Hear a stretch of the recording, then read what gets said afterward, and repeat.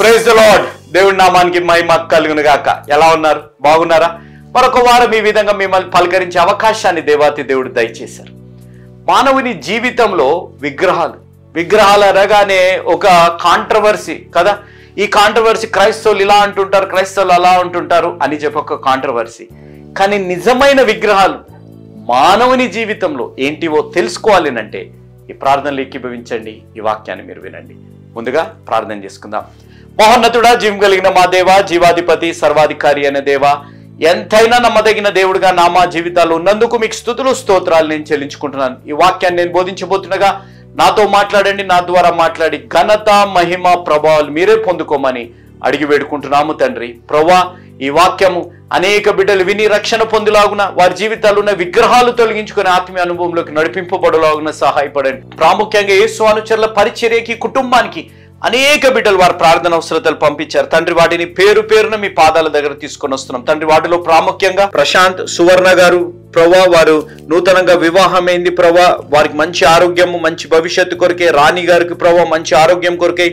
D Raj Kumar గారు ప్రభా leg fracture అయింది, స్వస్థత కొరకై. రాజకుమారి గారి కొరకే ప్రభా తన బిజినెస్ గ్రోత్ కొరకై, ఆర్థిక ఇబ్బందుల నుంచి విడుదల కొరకై. సుభాష్ గారు ఉద్యోగం వివాహం కొరకై. సుధీర్ గారు ప్రభా వివాహం కొరకై, ఆత్మీయ ఎదుగుదల కొరకై. శోభారాణి గారు ఉన్న ఆర్థిక ఇబ్బందుల నుంచి విడుదల కొరకై. ఎస్తేర్ శోభ గారు ప్రభా వారు ట్రాన్స్ఫర్ కొరకే మేము ప్రార్థిస్తున్నాం. వీరందరినీ మీరు పేరు పేరున జ్ఞాపకం చేసుకొని బలపరిచి నడిపించి దీవించమని మేము బ్రతిమలాడుతున్నాం. ఈ విధంగా ప్రభా నన్ను మమ్మల్ని మీరు బలపరిచి నడిపించి దీవిస్తారని నమ్ముచు ప్రతి బిడ్డ జీవితంలో గొప్ప కార్యం చేయమని మేము వేడుకుంటున్నాం. అదేవిధంగా ప్రేమ నమ్మకం కలిగిన మా ప్రియ పరలోక తండ్రి, జీవం కలిగిన మా దేవ, మమ్మల్ని మీరు తిరిగి రమ్మని కోరుకునే దేవుడివి తండ్రి. పాడైపోయినవి బాగు చేయగలిగిన దేవుడివి తండ్రి. కూలిపోయినవి తిరిగి కట్టగలిగిన దేవుడు మీరు ఒక్కరే ప్రభువా. మా జీవితాల్లో ఉన్న విగ్రహాలని మేము తొలగించుకోవాలి తండ్రి.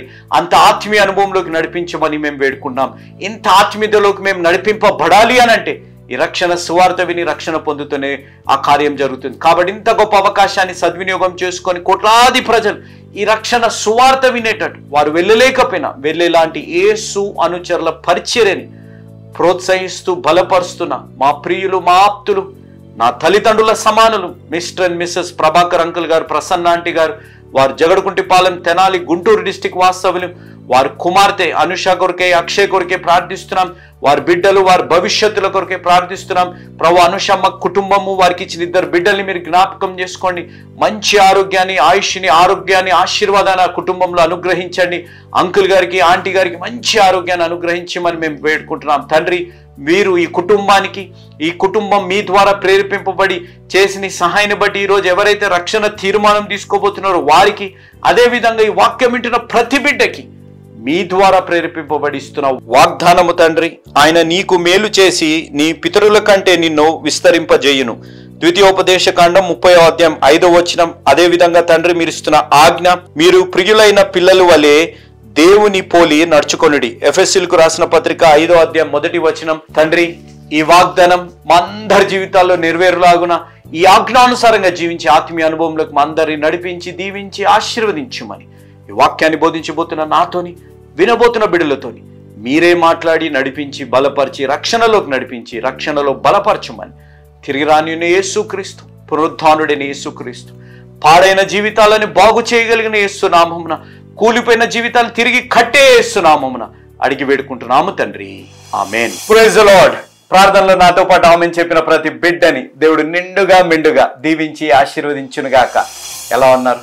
బాగున్నారా? నేను ఒక మాట చెప్తాను. నేను మీ కుమారుణ్ణి, మీ తోబుట్టుని, మీ కుటుంబంలో ఒక సభ్యుడు లాంటిది, ఇంకా కొంతమందికి స్నేహితుడు లాంటి వాడిని. నేను చెప్పే మాట ఒక్కటి గుర్తుపెట్టు, ఓడలు బండ్లు అవుతాయి, బండ్లు ఓడలు అవుతాయి. మన జీవితంలో మనం ఇష్టానుసారంగా జీవించాలి. నాకు ఒక వ్యక్తిత్వం ఉంది, నాకు ఇంకో ఇండివిజువల్ లైఫ్ ఉంది, నేను ఎవరి మీద ఆధారపడకుండా నేను బ్రతుకుతాను, నాకు నచ్చినట్టు నేను చేస్తాను అనే ఒక మూర్ఖపు ఆలోచనలో ఈరోజున్న తరం ఉంది. నేను ఎందుకు ఈ మాట చెప్తున్నానంటే మన క్రియలు బాగానే కనపడతాయి. మంచిగా కనపడము, మంచిగా ప్రవర్తించడము, మంచిగా పలకరించడం, ఇవన్నీ కనపడుతూనే ఉంటాయి. కానీ ఎవడి ముఖము, ఎవడి నవ్వెనుక ఏముందో కూడా మనం గ్రహించలేము, మనం పసిగట్టలేని పరిస్థితుల్లో ఉన్నాం. నేను ఎందుకు ఈ మాట అంటున్నానంటే ఈ వీడియోని చూడండి. ఈ వీడియోలో ఒక వ్యక్తి, యవనస్తుడు, తన భార్య, తన బిడ్డల ముందు తన తండ్రిని ఎంతగా అవమానిస్తున్నాడు చూడండి. తిన్న ప్లేటుని తీసుకొని ముఖం మీద కొట్టేస్తున్నాడు. కొట్టేసి ఇవన్నీ చేస్తూ ఎంత బాధ పెడుతున్నాడు. ఒకానొక సమయం, నేను అందుకే అన్నాను, బండ్లు అవుతాయి, బండ్లు ఓడలు అవుతాయి. ఎప్పుడు మనం అనుకున్నట్టు జీవితం ఉండదు, నాకు నచ్చినట్టు నేను బ్రతుకుతాను. అయితే ఈ తల్లిదండ్రులు ఇద్దరు ఏం చేస్తున్నారు చూడండి. ఒక బేకరీకి వెళ్ళి వారి దగ్గర ఉన్నది, వారి స్తోమతకి తగ్గట్టు వెళ్ళి షాప్కున్న డబ్బులన్నీ తీసుకొని వెళ్ళి ఒక కేక్ కొనుక్కొని వస్తున్నారు. ఎందుకు కేక్ కొనుక్కొని వస్తున్నారు? కుమారుడు అంతగా వేధించాడే, కుమారుడు అంతగా బాధ పెట్టాడు, అంతగా అవమానించాడే, కొట్టడానికి కూడా వచ్చి ఓ ప్లేట్ తీసుకొని ముఖానికి కొడితే ఆ కుమారుడు కాలు చెయ్యి పడిపోయింది. కాలు చెయ్యి పడిపోయి అతని జీవితంలో పడిపోయినప్పుడు తల్లిదండ్రులు కేక్ తీసుకొచ్చారు బర్త్డే రోజు కేక్ కట్ చేయడానికి. మీరు ఈ దృశ్యంలో చూస్తే తల్లిని కూడా చూడండి, ముఖం పట్టుకొని ఇలా ఇలా మాట్లాడే పరిస్థితుల్లో ఆ యవనస్తుడు ఉన్నాడు. నేను చెప్పే మాట ఈరోజు మీరు గ్రహించాలి, గమనించాలి. బలం ఉంది, బలగం ఉంది, డబ్బులు ఉన్నాయి, పేరుంది, నాకు పలుకుబడి ఉంది, ఆరోగ్యం ఉంది అని విర్రవీగేవారు ఎప్పుడు జీవితం ఒకలాగుండదు. ఈ వీడియోలో బలము, ఆరోగ్యం ఉంది, నాలాంటి వాడు లేడని తల్లిదండ్రులని హింసించిన వాడిని లోయ కాకులు పీకును అన్న విధంగా ఆయన జీవితంలో బెడ్ మీద పడ్డాక కానీ తన తప్పు తను తెలుసుకుంది. ఈరోజు అలాంటి పరిస్థితుల్లో మీరు రాకూడదని మీ ప్రియతమన్న జోషన్న గారు స్థాపించిన యేసు అనుచరులని ఈ పరిచర్య మన జీవితాల్లో మీ కుటుంబం కొరకు, మీ కొరకు మేము ప్రతిరోజు 4 పూటలు, ప్రతి శనివారం రోజంతా ఉపవాస ప్రార్థనలు చేస్తున్నాం. నా జీవితం నేను ఇష్టం వచ్చినట్టు జీవిస్తాను అనేదానికంటే నేను దేవుడికి మహిమార్థంగా జీవిస్తాననే ఆత్మీయ అనుభవంలోకి దేవుడు మిమ్మల్ని నడిపించి దీవించి ఆశీర్వదించునుగాక. ఆమేన్. మనం హీరోస్ ఆఫ్ ది బైబిల్ అనే సిరీస్లో యెషయా గ్రంథం 44వ అధ్యాయాన్ని ధ్యానిస్తున్నాం. దాంట్లో 2 పాయింట్లు మనం ధ్యానించాం. ఫిల్స్ us up, దేని ద్వారా దేవుడు మనల్ని కుమ్మరించి దీవిస్తారు? పరిశుద్ధాత్మ ద్వారా. దేని కొరకు మనం పోరాడాలి? దేవుడు కొరకు పోరాడాలి. వేటితోనూ మనం పోరాడాలి? ఇహలోక సంబంధమైన వాటి, నిరాశ, నిస్పృహ, ఒంటరితనంతో మనం పోరాడాలి. Fills us up, fight for God అనేది ఈరోజు మనం ధ్యానించబోయేది. 3వ పాయింట్, రిమూవల్ ఆఫ్ ఐడల్స్, విగ్రహాలను మనము తొలగించాలి. 9వ వచనం నుంచి, యెషయా గ్రంథం 44వ అధ్యాయం 9వ వచనం నుంచి 21వ వచనం వరకు మీరు పెట్టుకోండి. విగ్రహాలు అనే మాట కదా, నేను మరొకసారి గుర్తు చేస్తున్నాను. దేన్నైతే వాడుకోవాలో దాన్ని పూజిస్తున్నాం, దేన్నైతే పూజించాలో దాన్ని వాడుకుంటున్నాం మనము అనేది గ్రహించాలి. నేను చెప్పే మాట మీరు చాలా జాగ్రత్తగా వినండి. క్రైస్తవ్యంలో మనిషి తయారు చేసిన వాటిని పూజించకూడదు, ఆరాధించకూడదు అని ఈ పరిశుద్ధ వాక్యం మాకు తెలియజేస్తుంది. కాబట్టి మన జీవితాల్లో మనిషి తయారు చేసిన వాటిని మనం పూజించకూడదు అనేది మనం నమ్ముతాము. కాబట్టి మన నమ్మకం ఎంత గొప్పదో అనేదే మనం లోకంలో చెప్పాలి, కానీ ఇతరుల వాటిని కించపరిచే విధంగా మాట్లాడుకుంటూ మన గొప్పతనాన్ని మనం ఎన్నడూ కూడా చాటి చెప్పకూడదు. దేవుడు శక్తివంతుడు, దేవుడు సర్వంతర్యామి, సర్వశక్తి కలిగిన దేవుడు, దేవుడు గొప్పవాడు, పాపుల్ని ప్రేమించే దేవుడు. మనిషి దేవుడు కాడు, కానీ దేవుడు మనిషి రూపంలోకి ఈ లోకంలోకి వచ్చిన యేసు ప్రభువారు అనేది మనం గ్రహించాలి. కాబట్టి నేను చెప్పే మాట మీరు చాలా జాగ్రత్తగా వినాల్సింది ఏంటిదనగా, మనిషి తయారు చేసిన వాటిని క్రైస్తవులు పూజించరు, ఆరాధించరు అనేది మనం గ్రహించాలి. కాబట్టి మనుషులు తయారు చేసిన వారు వేరే వారు పూజిస్తున్నారు కాబట్టి వారిని కించపరిచే విధంగా మాట్లాడేసి మన గొప్పతనం చెప్పేదానికంటే, పాపుల్ని ప్రేమించే దేవుడు, పాపుల కోసం దేవుడే భూలోకంలోకి దిగి వచ్చి ఆయన ప్రాణాన్ని త్యాగం చేశారు. పాపుల్ని వారి సొత్తుగా చేసుకొని పరిశుద్ధతలో నడిపించడానికి లోకంలోకి వచ్చారు. ఆయన అసాధ్యాన్ని సాధ్యపరిచే దేవుడు, నిరీక్షణ లేని వారిలో నిరీక్షణను దయచేసే దేవుడు, ఒంటరితనంలో నీ తోడుండి నిన్ను విడువని ఎడబాయని దేవుడు, శక్తిహీనుల లేని బలావృద్ధిలోకి నడిపించే దేవుడు ఉన్నారు అనే గొప్పతనాన్ని మనము దేవుని బిడ్డలుగా మనం ప్రకటించాలి. ఇది మనం చెయ్యకుండా వేరే వాటిని ఎక్కువగా కించపరిచే విధంగా మాట్లాడి, అవమానపరిచే విధంగా మాట్లాడి మన గొప్పతనం చెప్పుకోవడం సరైన పద్ధతి కాదు. విగ్రహం, ఇంగ్లీష్లో ఐడల్, IDOL, IDOL అనే దానికి నేను 4 విషయాలు చెప్తాను, మీరు గుర్తుపెట్టుకోండి. I అనగా మీరు గమనిస్తే ఇండివిజువలిజం అనేది మనం గమనించాలి. ఈ ఇండివిజువలిజం అంటే అర్థం ఏంటిదంటే నాకు నచ్చినట్టు నేను జీవిస్తాను అనే స్వభావం కలిగిన వారు. ఇదొక విగ్రహమే మన జీవితాల్లో. నాకు నచ్చినట్టు నేను జీవిస్తాను, నాకు నచ్చినట్టు నేను తయారవుతాను, నాకు నచ్చినవి నేను చేస్తాను అనేవారు ఈ తరంలో చాలామంది ఎక్కువగా అయిపోయారు. ముందు కూడా ఉండేవారు, కానీ ఈ తరంలో మీరు గమనిస్తే నేను మొన్న ఒక న్యూస్ చూస్తుంటే ఆ న్యూస్లో రాయబడ్డ మాట ఏంటిదనగా భారతదేశంలో విడాకులు తీసుకునేవారు ఎక్కువైపోయారు అనేది. అనగా నాకు నచ్చింది నేను చేస్తాను, నా జీవితం నాది అనే స్వభావం కలిగి ఉండడాన్ని బట్టి ఆ విడాకులు తీసుకునే శాతము ఎక్కువగా పెరిగిపోయింది.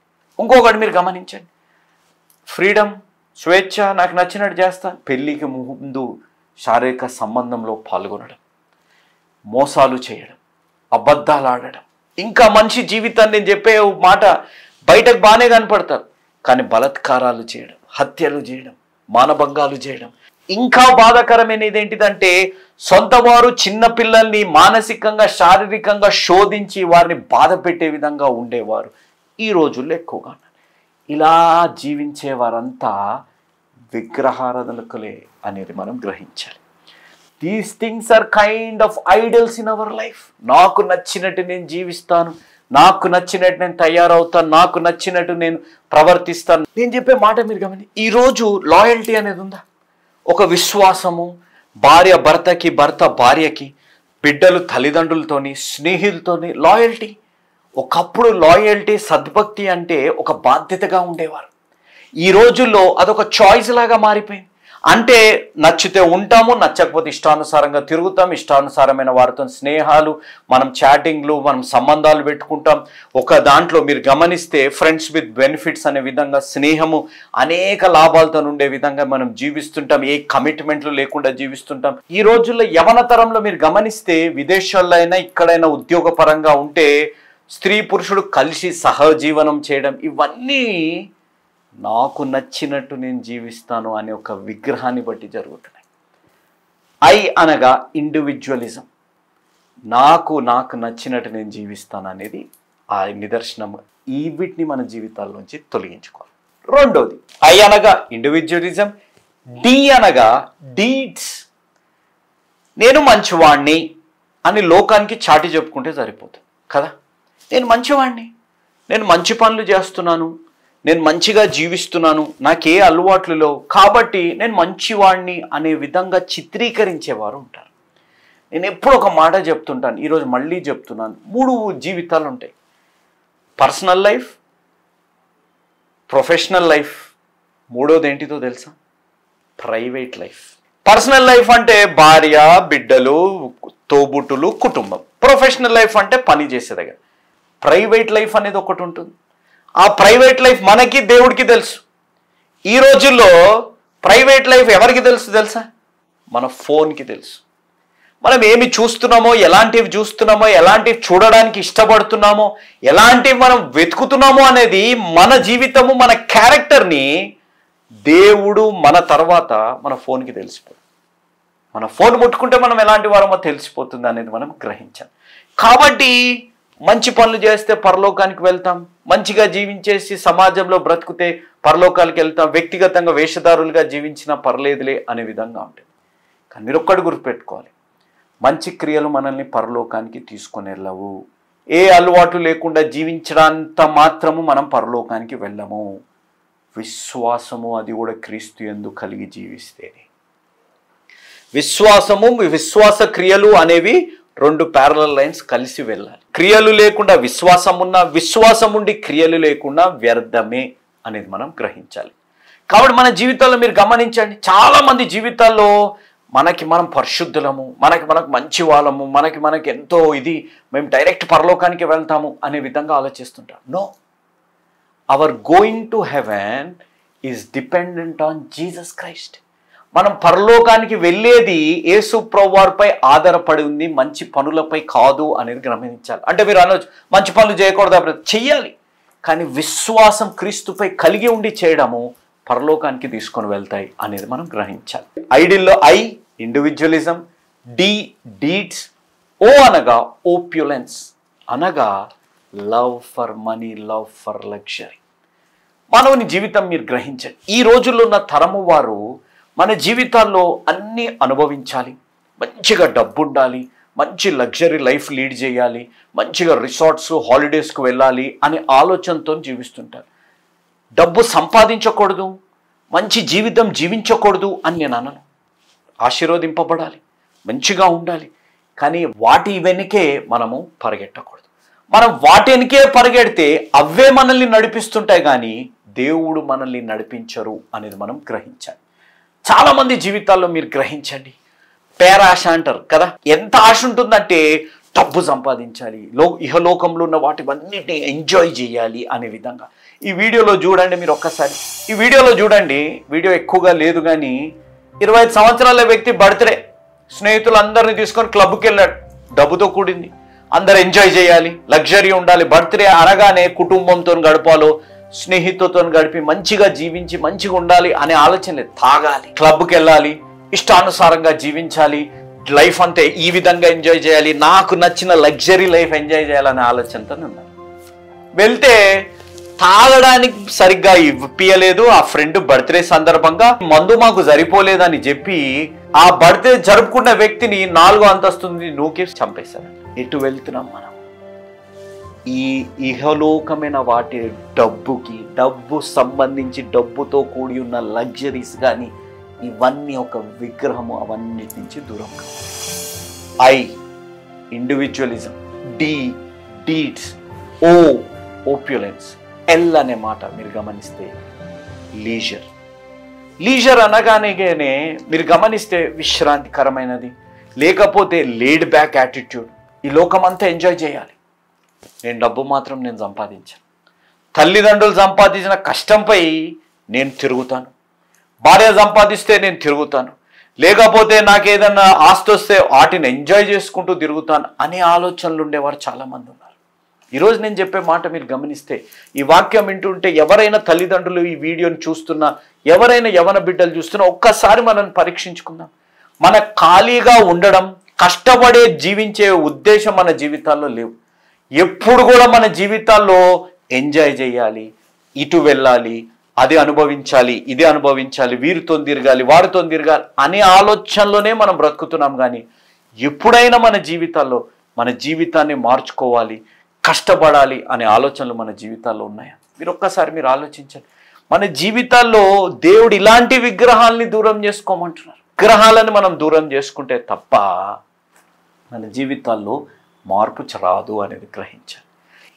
ఈ విగ్రహాలని దూరం చేసుకుంటే ముందు మన జీవితాలు బాగుపడతాయి. ఆ విధంగా మనం జీవిస్తున్నామా? ఒక్కసారి ఆలోచించాలి. నేను ఒక మాట చెప్తాను చూడండి. ప్రొక్రాస్టినేషన్ అనగా ఈరోజు చేయాల్సింది రేపు చేస్తాను, రేపు చేయాల్సింది ఎల్లుండి చేస్తానంటే లీజర్గా, ఇది ఒక విగ్రహం. Leisure, laid back attitude. ఇంకా బాధాకరం ఏంటిది తెలుసా? ఈ లీజర్గా ఉండి ఏది పడితే అది వినేసి, ఎవరు చెప్పింది వారిది చెప్పింది నమ్మేసి, వారు నమ్మకాల్ని వెంబడించడం, వారు చేసిన సహాయాన్ని బట్టి వారికి వెళ్ళడం, ఉండేదాన్ని బట్టి వారు నడిపింపులో జీవించేవారు ఎక్కువైపోయారు, కానీ దేవుడు నడిపింపులో జీవించేవారు తక్కువైపోయారు. మీరు ఆలోచించండి. విశ్రాంతి లీజర్గా ఉన్నామనుకోండి, భక్తి ఉండదు మన లైఫ్లో. మంచి సోఫా మీద కూర్చొని టీవీ చూడాలా, స్విగ్గీ జొమాటోలు ఉంటే ఆర్డర్ చేసుకొని తినాలా, బయటకు వెళ్ళి ఇది నుంచి తెచ్చుకోవాలా అని కూర్చోవాలా, కష్టపడొద్దు, చెమట కార్చొద్దు. ఎవరైనా ఏదైనా చెప్పారు ఇది చేస్తే బాగుంటుంది, అది ట్రై చేద్దాంలేండి, కష్టపడకుండా ట్రై చేసేది ఏదైనా ఉంటే చేయదు. ఈ రోజుల్లో నేను చాలా దగ్గర చూస్తున్నా, నాకు వ్యక్తిగతంగా నా స్నేహితుడు ఒక అన్యుడు, నేను చూసింది ఏంటి తనక, ఈ విగ్రహం లీజర్. వాడికి యాక్సిడెంట్ అయింది. వాడికి యాక్సిడెంట్ అయితే వాడు లీజర్గా ఉన్నాడు, ఖాళీగా ఉన్నాడు. ఖాళీగా ఉంటే ఏం చేయాలి కదా అని బెట్టింగ్లు పెట్టాడు. అంటే బెట్టింగ్ కూడా ట్రేడింగ్లో పెట్టాడు. ట్రేడింగ్లో పెట్టి ఖాళీగా ఉన్నాను కదా కూర్చొని ఉండడానికి అంటే బెస్ట్లే అని అని చెప్పి ఆ ట్రేడింగ్ చేస్తుంటే ఎవరో ఏదో చెప్పారంట, బాగుంది అని అంటే నమ్మేశాడు, చేసేసాడు. ఎంత నష్టపోయాడు తెలుసా? 40 లక్షల రూపాయలు నష్టపోయాడు. నన్ను కలిసినప్పుడు వాడి దుఃఖము, వాడి బాధ ఇంత అంతగా. 2 పిల్లలు, వ్యాపారం ఉంది, కాలుకు దెబ్బ తగిలి ఇంట్లో ఉన్నానరా, ఏం చేయాలో తెలియక ఖాళీగా ఉండడము, ఎందుకు లేని ఇది పెట్టి డబ్బులు సంపాదిద్దామని అనుకో. ఈరోజు అలాంటి వారు చాలామంది. ఇండివిజువలిజం, నాకు నచ్చింది నేను చేస్తాను. డీడ్స్, మంచి చేస్తే సరిపోతుంది. ఓపిలెన్స్, డబ్బు వెనుక పరిగెత్తి డబ్బు తగ్గట్టు జీవితం ఉంటే, లగ్జరీ వెనుక జీవితం ఉంటే సరిపోతుంది అనే విధంగా ఉండడం. దేవుడు నడిపింపు, దేవుడు కొరకు జీవించాలని ఆశ లేకుండా జీవించడం. లీజర్, లోకము లోకరిత వాటి నడిపింపులోనే బ్రతకడం, దేవుడు నడిపింపులో లేకుండా జీవించేది. ఈ విగ్రహాలు, ఈ 4 IDOL అనే 4ని మనం తొలగించుకోగలిగితే దేవుడు గొప్ప రీతిలో ఆశీర్వదిస్తారు. మీరు ఎప్పుడైనా ఆలోచించండి, 10 ఆజ్ఞలలో మొదటి 2 ఆజ్ఞలలో మీరు గమనిస్తే దేవుడు ఎంతగా ద్వేషిస్తుంటారు విగ్రహారాధనని, ఏ విధంగా దేవుడిని చూడాలి మనము అనేది ఈ 10 ఆజ్ఞలలో 2 ఆజ్ఞలలో మనకు నేర్పిస్తున్నాయి. నేను ఇంకొక ఉదాహరణ ఈ వాక్యాన్ని ధ్యానించేటప్పుడు నాకు అనిపించింది, దేవుడు ఎందుకు వద్దంటుంటారు, ఇలాంటి వాటి నుంచి దూరం ఉండాలి, మనిషి చేసిన వాటిని మనం పూజించకూడదు అని దేవుడు ఎందుకు అంటుంటారంటే, ఈ వాక్యం వింటున్న వారు ఒక్కసారి మీరు ఆలోచించండి. మన తల్లిదండ్రులు మనకి జన్మనిచ్చారు కదా, మనల్ని బహుగా ప్రేమిస్తారు. ఆ ప్రేమ మన తల్లిదండ్రులు మనకివ్వకుండా, తల్లిదండ్రుల యొక్క ప్రేమ మనకివ్వకుండా, మనకేది కొనివ్వకుండా, మనల్ని ప్రేమించి ఆరాధించకుండా పక్కింటి వారి పిల్లల్ని ప్రేమిస్తే ఎలా ఉంటుంది మీరు చెప్పండి? ఒప్పుకుంటామా? నన్ను అన్నావాను, నేను నీకే పుట్టానా అనే విధంగా మనం కొట్లాడుతుంటాం. మరి దేవుడు మీరు ఆలోచించండి. మన సొంత తల్లిదండ్రులు పక్కింటి వారిని మనకంటే ఎక్కువగా ప్రేమిస్తేనే మనం తట్టుకోలేమే. ఆయన రూపంలో మనల్ని తయారు చేసి ఆయన శ్వాస పీల్చుకునేటట్టు మనకు ఒక విడుదల విమోచన కలగాలి, మనకు ఒక రక్షణ కలగాలి, ఆయన ఏకైక కుమారుని మన కొరకు త్యాగం చేస్తే మనం ఏం చేస్తున్నాం? ఇటు అటు చూసి మనుషులు తయారు చేసిన వాటిని పూజిస్తే ఎంత అన్యాయం అండి, మీరు ఆలోచించండి. కాబట్టి removal of idols, 3rd point ఏంటిదనగా IDOL, individualism, deeds, opulence and leisure. ఈ 4 మన జీవితంలో విగ్రహాలుగా ఉన్న వాటిని మనం దూరం చేసుకున్నాం. 4వ పాయింట్ రిటర్న్ టు గాడ్. 21వ వచనం నుంచి 28వ వచనం వరకు మనం గమనిస్తాం. దాంట్లో ప్రాముఖ్యంగా 22వ వచనం, నా యొద్దకు మళ్ళుకొనకు. ఎందుకు మళ్ళుకోవాలి బ్రదర్?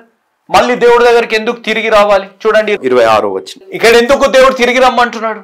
మన జీవితాన్ని బాగు చేస్తాడు, మళ్ళీ తిరిగి మన జీవితాన్ని కట్టుతారు. కాబట్టి ఈరోజు మనం గుర్తుపెట్టుకోవాల్సింది, మనం తిరిగి దేవుడి దగ్గర రావాలి. ఒక చిన్న ఉపమానం చెప్పి నేను ముగిస్తాను. ఒక వ్యక్తి ఇల్లు కడుతున్నాడంట. ఒక కంపెనీ తరఫు నుంచి ఒక వ్యక్తి ఇల్లు కడుతున్నాడండి.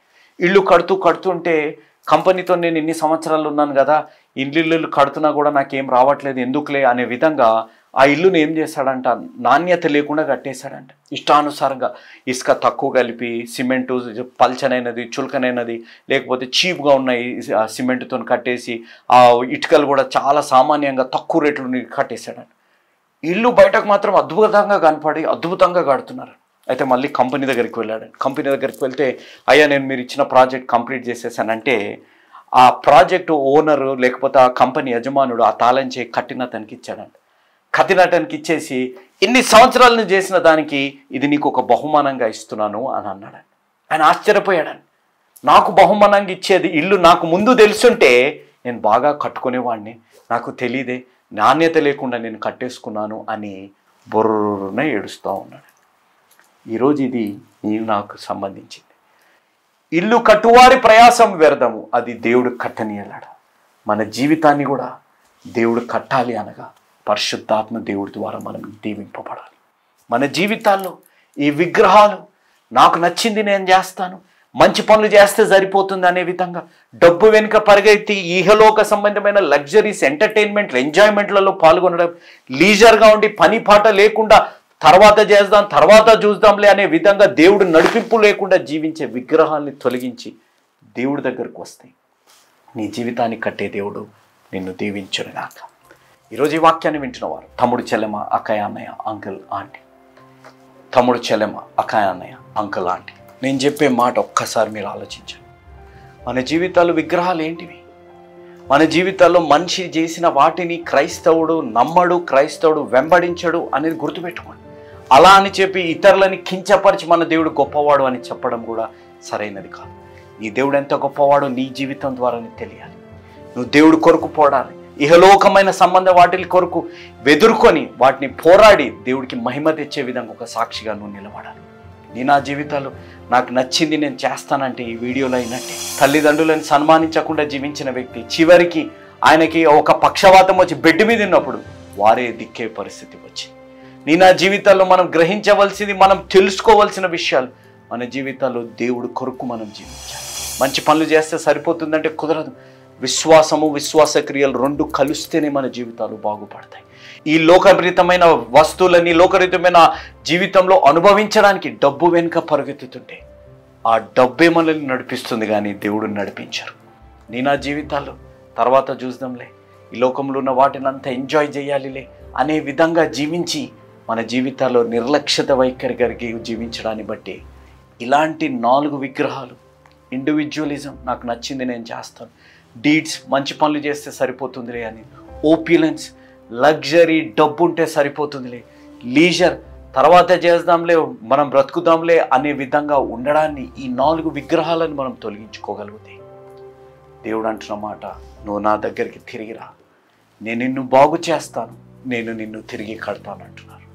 ఈరోజు నీ కుటుంబం చిన్న చెదరమైపోయినా, నీకు నచ్చినట్టు నీ జీవితాన్ని జీవించడాన్ని బట్టి నీ వైవాహిక జీవితం నాశనం అయిపోయినా, నువ్వు లోకానికి మంచిగా కనపడి నీ వ్యక్తిగత జీవితంలో అవిశ్వాసిగా నువ్వు జీవిస్తున్నా, నువ్వు డబ్బు వెనుక పరిగెత్తుతూ మోసాలు, లంచాలు తీసుకొని బ్రతుకుతూ నీ జీవితాలు ఈ విధంగా ఉండి నీ కుటుంబాన్ని నువ్వు నిర్లక్ష్యం చేసేది నాశనమయ్యే పరిస్థితుల్లో ఉన్నా, తల్లిదండ్రుల కష్టంపై ఆధారపడుతూ, భార్య కష్టంపై ఆధారపడుతూ, చెంటో ఓడ్చని బెట్టింగ్లు లేకపోతే ఫలానా వాటివి చేసుకుంటూ నువ్వు జీవిస్తూ నష్టపోయి ఉంటే దేవుడు ఈరోజు నీతో అంటున్న మాట, నీ జీవితాన్ని నేను తిరిగి కడతాను. నువ్వు నేను చేయవలసిన పని, తమ్ముడు, చెలమ, అక్కయ్య, అన్నయ్య, అంకుల్, ఆంటీ, నువ్వు నేను చేయవలసిన పని, ఉన్న పాటున ఉన్న చోటున మన పాపాన్ని మనం ఒప్పుకోగలిగితే, దేవుణ్ణి సొంత రక్షకునిగా మనం అంగీకరించగలిగితే దేవుడు నీ జీవితాన్ని బాగు చేయునుగాక, నీ జీవితాన్ని దేవుడు తిరిగి కట్టునుగాక.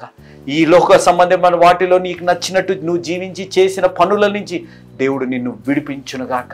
నువ్వు డబ్బు వెనుక పరిగెత్తుతూ వేషధారణ జీవితాన్ని జీవిస్తూ ఇది మంచి పనులు చేస్తే సరిపోతుందనే విధంగా నువ్వు జీవిస్తే అవన్నీ అపోహల నుంచి దేవుడు నిన్ను బయటకు తేనుగాక. తర్వాత చేస్తాను, ఇప్పుడు కాదులే అనే విధంగా కష్టపడకుండా ఎంజాయ్ చేయాలి. నేను కష్టపడాను, తల్లిదండ్రుల సంపాదనపై ఆధారపడతాను, వారి పెన్షన్లపై ఆధారపడతాను అనే విధంగా నువ్వు జీవిస్తుంటే అట్టి వాటి నుంచి దేవుడు నేను తొలగించి నీ జీవితాన్ని బాగు చేయునుగాక. ఆ కార్యం జరగాలి అనగా ఈరోజు ఒక నిజమైన యేసు అనుచరుడుగా మారాలి. ఎందుకనగా యేసు మార్చేది జీవితాలు, యేసు మార్చేది జీవితాలు, మతాలు కాదు అనేది మీరెవ్వరూ మరవకండి. ముగించుకునే ముందు ప్రార్థన చేసుకొని ముగించుకుందాం.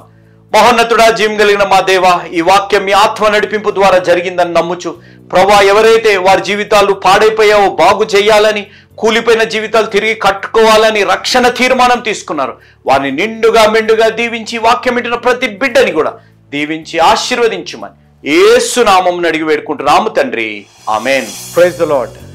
మీ ముందుకు రావడానికి ఒక ప్రాముఖ్యమైన కారణం, మేము ఈ టీవీ పరిచర్యని ఎందుకు ప్రారంభించాం, ప్రాముఖ్యంగా తండ్రి అయిన నాన్నగారు, కీర్తిశేషులైన నాన్నగారు జోష్ అన్నగారు ఎందుకు ప్రారంభించారు అనేది వారి మాటల్లోనే విందాం. ఈ కార్యక్రమాన్ని నిర్వహించడానికి నేను ఎంతో ధైర్యం చేశాను అనే విషయాన్ని జ్ఞాపకం చేస్తున్నాను. డబ్బుండి కార్యక్రమాన్ని ప్రారంభించలేదు, నన్ను రక్షించి ఇంతవరకు పిలిచిన ప్రభు ఉన్నారు అని, తదుపరి విశ్వాసులైన మీరు ఉన్నారు అనే ధైర్యంతో ఈ కార్యక్రమాన్ని కొనసాగిస్తున్నాం. విన్నారు కదా, నాన్నగారు ఏ ధైర్యమైతే వారు చేసి టీవీ కార్యక్రమాలని ప్రారంభించారు, మన రక్షకుడైన యేసు ఉన్నారని, విశ్వాసులైన మీరు ఉన్నారనే ధైర్యంతోనే ఈ టీవీ కార్యక్రమాలని మేము కొనసాగిస్తున్నాం గత సంవత్సరాలుగా.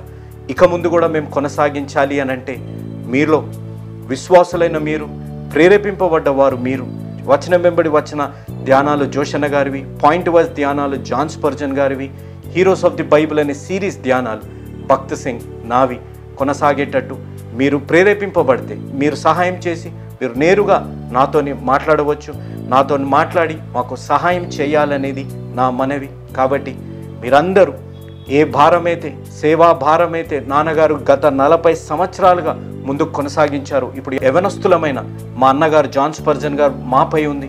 కాబట్టి మీరు కూడా ఏ విధంగా నాన్నగారిని అయితే ప్రోత్సహించారు, నాన్నగారిని ఆదరించారు, మమ్మల్ని కూడా ఆ విధంగానే ప్రోత్సహించి ఆదరిస్తారని నమ్ముచు సెలవు తీసుకుంటున్నాను. దేవుడు మిమ్మల్ని దీవించి ఆశీర్వదించునుగాక. ఆమేన్.